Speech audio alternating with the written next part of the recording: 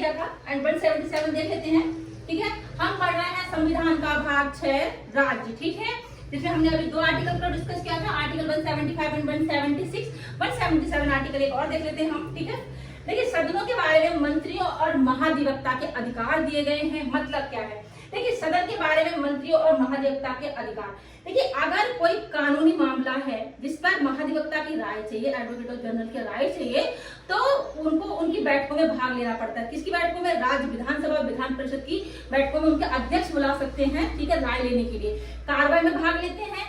ठीक है, लेकिन वोटिंग का अधिकार नहीं है। ठीक है, किसी मंत्री का भी अगर नाम, देखिए कोई समिति है, विधान परिषद या विधानसभा की कोई समिति है जिसमें किसी मंत्री का नाम दिया गया है, ठीक है, तो उन मंत्रियों को भी भाग लेना होता है। ठीक है, उनको राय रखनी होती है और एडवोकेट जनरल को भी अगर बुलाते हैं तो उनको भी अपनी राय देनी होती है। कानूनी मामले पर कोई प्रश्न होता है या किसी को भी मतलब बुलाते हैं तो देन आपको भाग लेना होगा और वोटिंग का राइट उनको नहीं होता है। ध्यान रखें, पढ़ लेते हैं, अच्छे समझ में आएगा, एग्जाम्पल भी देखेंगे।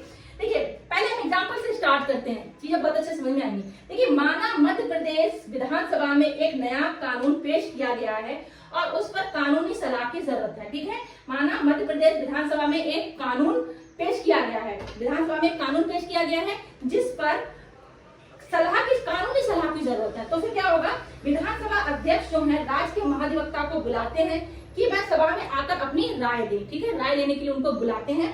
फिर महाधिवक्ता क्या करते हैं, उस सत्र में आते हैं और अपनी राय देते हैं। ठीक है, आप समझ में आया आपको? कोई कानूनी मामला है जिस पर अध्यक्ष बुला सकते हैं विधानसभा में या विधान परिषद में कोई मामला है तो उस पर राय लेनी होती है। राज्य के महाधिवक्ता के अधिकार आर्टिकल 177 में दिए हैं, ध्यान रखिएगा। पढ़ लेते हैं। प्रत्येक मंत्री और राज्य के महाधिवक्ता एडवोकेट जनरल को यह अधिकार होगा कि वह उस राज्य की विधानसभा या विधान परिषद, जहां जिस राज्य में विधान परिषद है उस मामले में विधान परिषद में, ठीक है, उस दशा में दोनों सदनों में बोले, उनकी कार्रवाई में भाग लें। ठीक है, उनको अधिकार भाग ले सकते हैं। और